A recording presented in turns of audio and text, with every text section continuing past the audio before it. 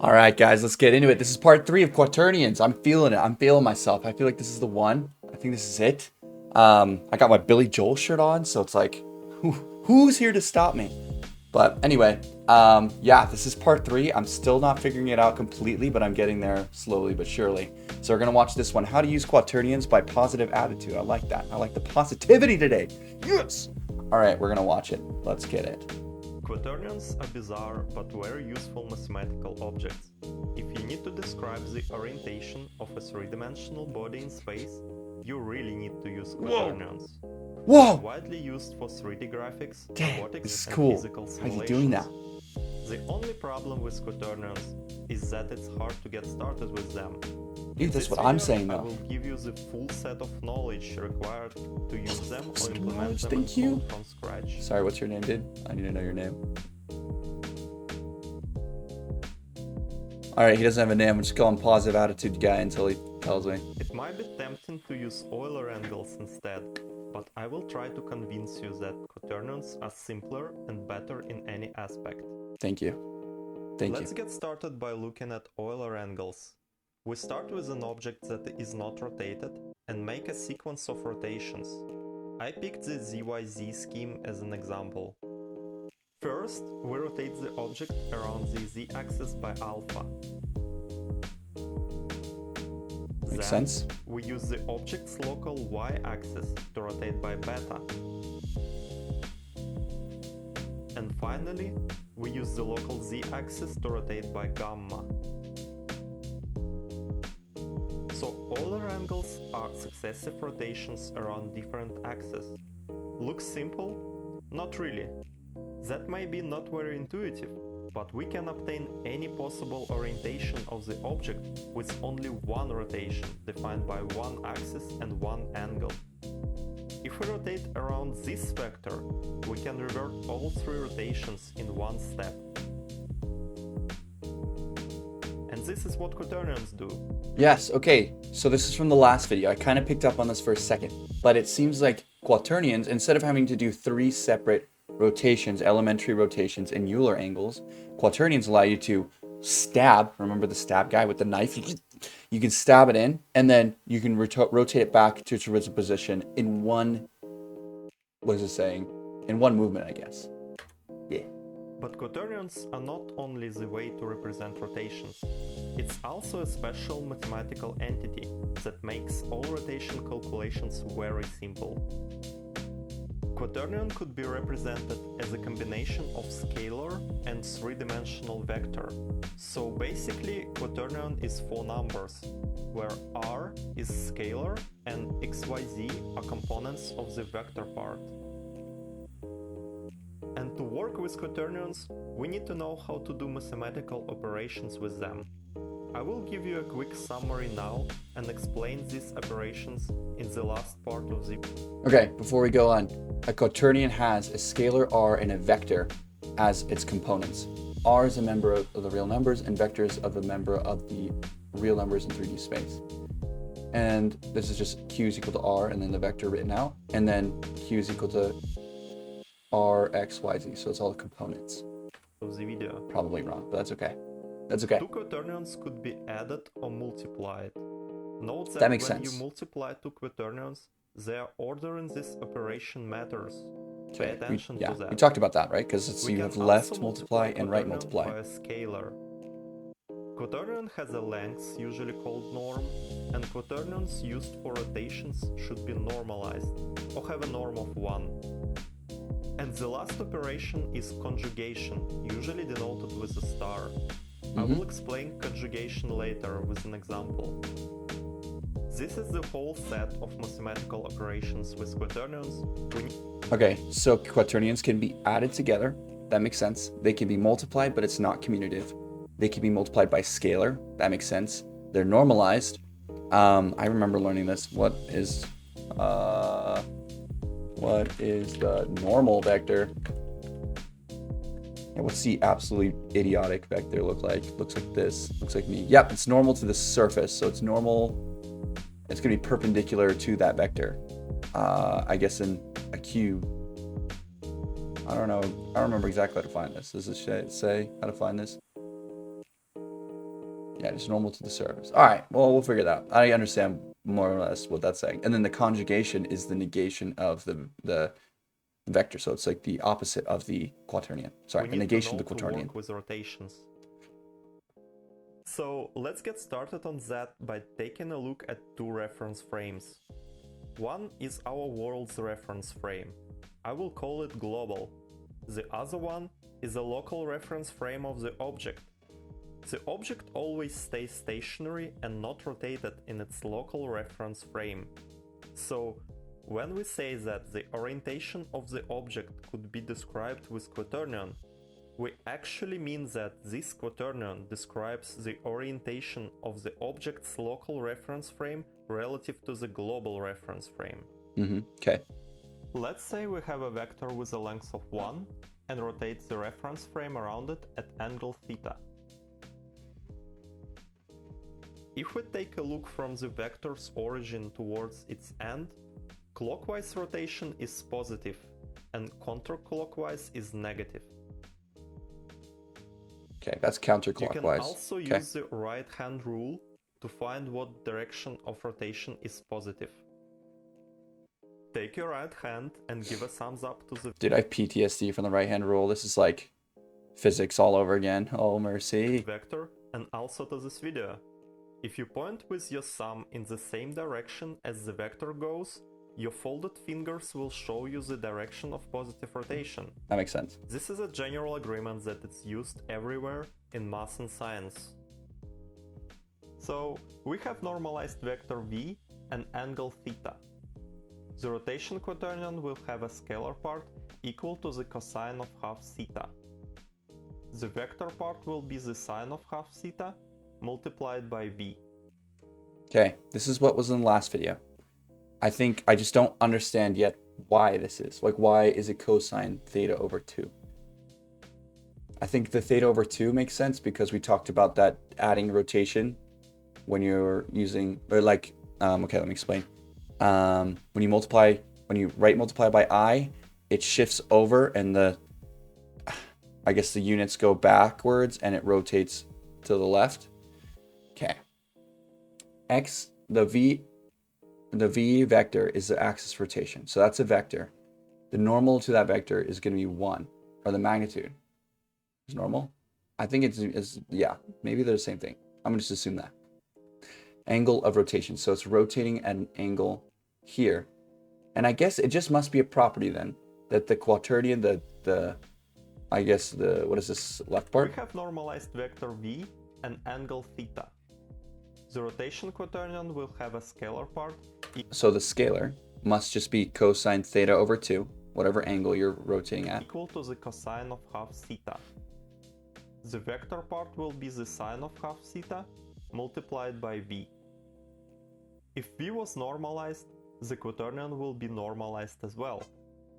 This small sine and cosine complication is required to keep any further math very simple.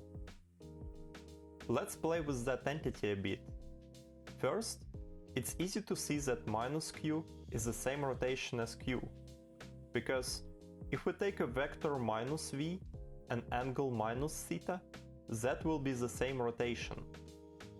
Yep, that makes sense. Because the vector is now pointing down this way, and if it's rotating the same amount, it's going the same direction backwards. So if it's pointing this way and it's going this way, it's the same as going this way and this way. Hopefully that made so much sense to you, because I want to reverse the rotation. We need to take the opposite vector, but keep the same scalar part. And this is exactly what conjugation of q does by definition. So q conjugated is a rotation opposite to q. Okay, that makes sense why it is though, because essentially you're just taking, instead of going backwards and doing the same thing, you're going forwards and doing, or going backwards and doing the opposite, you're going forwards and doing the opposite. So it negates the angle. So if it's going this way, it's going to go this way. We have the quaternion of our rotation. What's next? What we're really interested in is that how to transform local coordinates into global. Let's say we have a rotated cube, and we know the coordinates of all corners in the local reference frame. To transform the cube into the global reference frame, we need to transform the coordinates of each corner one by one. Let's Okay. focus on one corner, for example. Oh, I was hoping we could focus on the origin. That would have been really To transform the easy. point, we need to start with a quaternion that has 0 scalar part and coordinates of the point as the vector part. And then we multiply it by q on the left. Okay, it's a 0 scalar because it's just a point in its local space. The global coordinate also has is just a point. There's no scalar to the vector. And by q conjugate on the right. This expression will be a quaternion with a 0 scalar part and global coordinates of the point as a vector part. And now look, we can transform it back with the same formula, but using q conjugate instead of q. And since q conjugate is a reverted rotation of q, this makes perfect sense. But if you have a real application like 3D graphics, you probably also have a translation. That means that your reference frame's 0 points are not aligned. If it's true, that's then your scalar to part. transform coordinates, you need first do the rotation, and then... Okay, that was a really good visual. So the rotation is q a quaternion conjugate. And then the scalar part is going to push it out to wherever it goes. a vector of translation. I think. This vector has global coordinates. Oh no, it's just a separate translation vector. Because that one makes sense. A scalar can't describe direction. Object's 0 point. What also makes quaternions very convenient is that several rotations could be combined together by simply multiplying their quaternions. Look, let's say we have the object in some rotation state q. If we want to add a rotation q1, then we need to multiply q by q1.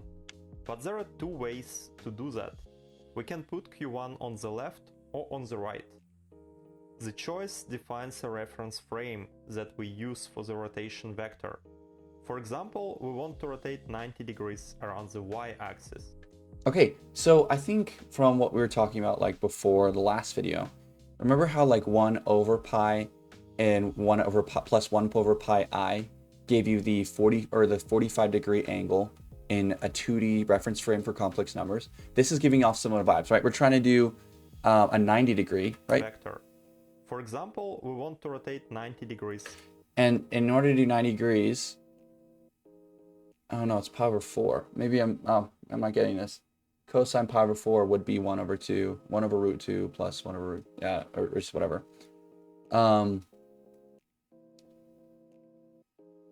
So yeah, I guess I'm just wondering, why is it 90 degrees, or how is it 90 degrees from this quaternion? The y-axis. If we want it to be the global y-axis, then we place q1 on the left. And if we want to rotate around the local y-axis, then we place q1 on the right. Very simple. Let's play some more. Remember the Euler angles example? Let's build a quaternion that does the same rotation. Let's start with identity quaternion, which describes no rotation. I love this. This looks great. This looks really great. The identity quaternion is equal to its conjugate, because no rotation reversed is no rotation as well. I use ZYZ Euler angles and angle sequence alpha, beta and gamma. So we start with identity quaternion and multiply it by quaternion that rotates around Z by alpha. Left or right doesn't matter here. It's the same thing for identity quaternion. Guess why? Okay, so this is a quaternion. What he did one rotation. We can do this. So the other two are 0. He didn't rotate on that axis. He rotated on the Z.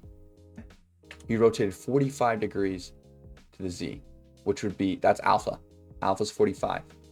So the quaternion is going to be cosine of, okay, I think I'm picking up. Let's see what goes on. Global reference frames are aligned if you don't have any rotation. So now our rotation is equal to q alpha. The next step of the Euler ZYZ scheme is rotation around local y by beta. So we multiply our rotation by q beta on the right. And the last one is a rotation by gamma around local Okay, he's Z. kind of just doing like a Once Euler again, multiply example by 2 here, gamma it on seems. the right. And each Euler is its own quaternion. So these are 3 quaternions representing the Euler transformations he's doing right now. Great. I don't know if that's right. I either sound really smart or I sound really stupid. So let me know which There one are it many is. I'm other pretty sure I know what it schemes is. for Euler angles, but now you know how to convert all of them to quaternion without Yeah, that's pretty simple. I just don't understand why yet. Like, this makes sense, but why? even googling the formula. And Googling. of course, I will Googling. not give you a way to convert quaternions back to Euler angles, because if you have an awesome quaternion, Oh! you should never. Oh, 2010. He's back. What is that called? The troll face or something? Let's look this up. It's called the troll face. You guys remember these? Back when you were a kid? Yeah. These are good. Oh, mercy. These are scary. Holy. When I was in elementary school, I loved the Me Gusta face. You know what I'm talking about? Yeah. This is classic 2010 for Joshua. Holy. There's like a whole generation of kids out there. I have no idea what this is. That's so sad. I can draw a pretty mean one too. I'm not gonna lie. Not gonna lie. Never go back to lame Euler angles. Okay, the last formula I want to talk about is related to angular velocities. It will be especially useful if you are working with any device that is equipped with a gyroscope. The gyroscope is a device that measures current angular velocities in the local reference frame. If we read these values frequently, we can use this formula to update orientation quaternion and keep track of the device orientation. Here, q omega is angular velocities from the gyro combined with zero scalar part. qi plus 1 is updated quaternion. qi is quaternion from the previous iteration, and dt is the time interval of one iteration. Okay. But remember 2 things about this formula. First, this formula is a first-order approximation, so it's not absolutely accurate, and quaternion change on every step should be small, otherwise you will have significant errors. The second problem is that the result is not normalized. Holy. So you probably need to normalize it. That if I was driving a rocket, that'd be me. Just like doing Is whatever that the heck this is right now. Not normalized. So Just give me the reins, coach. Yeah. you probably need to normalize it on each iteration or once in a while. Otherwise, your mask can go out of the window eventually. Just like that. Holy, it's getting bigger. That's what she said. I hope Sorry. you like this video. Subscribe for more engineering and check out This the is done? video about my model rocket. No, you're which not done. uses quaternions extensively. Are you gonna recap? Please Now, recap. As I promised, I will explain quaternions operations to make this guide complete. Okay, For most I love this. operations, quaternions work similar to 4-dimensional vectors. To add or subtract two quaternions, you just add or subtract corresponding components. Very straightforward, nothing special here. The same goes with multiplications by scalar. You just take each component and multiply it by the given scalar. Norm is also similar to a 4-dimensional vector. To find it, you need to add squares of all components and take a square root of that. To normalize quaternion, we calculate the norm and then...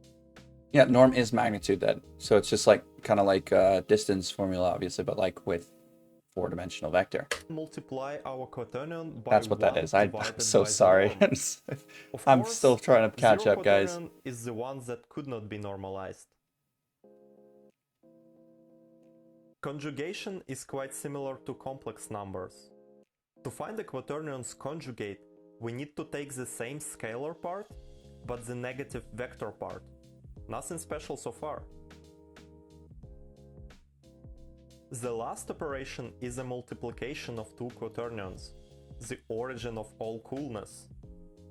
If we have two quaternions... Yes, this is where the origin of all coolness lies, is in the multiplication of quaternions. I'm gonna say that. Oh, I'm gonna say that on my next date. I'm gonna tell her, let her know. Hey, I'm cool. I'm cool because I know the multiplication of quaternions. You're not. You're not cool. Quaternions Q1 and Q2, their product looks like this. The scalar part of the product will be R1, R2 minus dot product of V1 and V2. And vector part will be R1, V2 plus R2, V1 plus I'm not gonna lie, I'm kind of product of V1. Multiplication. I don't know if I'm there yet. I'm gonna be honest. V2. Here are the definitions of dot and cross products. Note that the dot product is a scalar and the cross product is a vector. Using these definitions, we can come up with this formula for multiplication. That looks like a lot, but the math is very simple. It's just a bunch of multiplications and additions in the correct order. I can get with this. And that's why quaternions are used in 3D graphics. These computations are very fast compared to Euler angles, which require trigonometry all over the place, and trigonometric operations are computationally expensive. I think that all you should know about quaternions if you want to use them. If you are curious about how exactly and why quaternions... Alright, so we're getting closer, guys. I want to look at this other video. Let's look at the video we watched yesterday, because, like, high key, I'm going to expose myself real quick with my history. Oh, it's just all the videos I made and watching myself. That's so awesome. Okay, so let's go back. This guy, he did a thing where he wrote down some stuff, and again, this part right here. So, yeah. And the D needs V3 lots of sine. Okay, so I think going with this pattern that we saw before, right? The other guy said that in the scalar part is cosine of theta over 2. And in the different parts of the quaternion, or I guess the vector part, is the sine of theta over 2. So this makes sense. And I think these are just scalar. I don't know what this part is for. I don't know what the scalar is for, but I understand that this is the angle at which you're rotating on each axis added in a 4-dimensional vector. So I feel like right now I'm so close to understanding how to do it. Right? Like a quaternion, if you want to rotate it a certain, like it was what, 90 degrees? Let's go back. If you want it to DSG, dude, I used to listen as a kid so much. I don't anymore. I swear. I literally don't though. I think, yeah, where was it? This guy. What was it, this guy? Yeah, so he rotated 45. Okay, so this is just the angle. The angle, right? Yeah. So I think I understand how it works. I just don't understand why. And I'm feeling like it's more of a principle of my knowledge of linear algebra, because my basis in linear algebra is not great, guys. I'm gonna be honest. It's like, okay, like I understand basic stuff, but like this was tripping me up a bit. Like, let's look at this, right? Q1 is R1 vector 1. This is scalar 1 vector scalar 2 vector 2. When you multiply them together, I don't know why it's R1 times R2 minus V1 dot. Oh, I guess dot. This is just multiplicating. So I don't know why you're subtracting these. And then I don't know how the vector part becomes that. I'm going to be honest. This is like what? Maybe it's just like maybe it's a multiplication or something that I've done before. I just don't understand or see it right now. So that's part of it. And then this makes sense, I guess. Where you're just doing dot product, right? You take x1, yeah, the dot product between the vector. You just do ka-chow, ka-chow, ka-chow, add them all together. That makes sense. Okay, cross product, that makes sense too. Okay, so I don't know. I guess I'm just still. I feel like actually most of the video was pretty intuitive. I don't understand this part yet. Why? I don't understand why that works. I don't understand how this gives the angle. This animation was just actually poggers, dude. Oh, gosh. And this animation was great. Vector part. Showing how like the QAQ conjugate. Yeah, it's this animation. That animation was so nice because it just shows that is the rotation of the vector or the point. Oh, it's a point. That's why. Because a quaternion is a vector. Oh my gosh. It's all Okay. I think I understand. Let me. Is there like a drawing tool I can use? Where's that? I don't even know how to do this. I never had to do. Okay, I'm gonna use my mouse. Watch. Okay. So a quaternion has a scalar and a vector part. Stay with me here. I might be totally stupid. Let me try to get this. So if we multiply, it'd look like there'd be a vector sticking out here, right? Or somewhere. I don't know where, but it would be a vector sticking out. So if we were just to multiply by the quaternion, it would leave us with this 4D vector, which we don't want. So after we multiply by the vector, we multiply by the inverse, because the inverse cancels out the vector portion. But like from the other video, 2 videos ago, it keeps the rotation or the angle of rotation, but it takes out the vector part. So they cancel out, and you're just left with the angle, and then it's doubled. So you need to multiply, divided by 2. I think we're pretty close. Like, I don't know. You tell me if I'm wrong. If you're James, if you're out there, please tell me if I'm wrong. But like, I feel like that's something, and I'm getting there. I just don't really, I can't see it yet. And I think it's because it's hard, because it's in 4D. So maybe that's why I can't see it. But holy, that's a big one. That's big.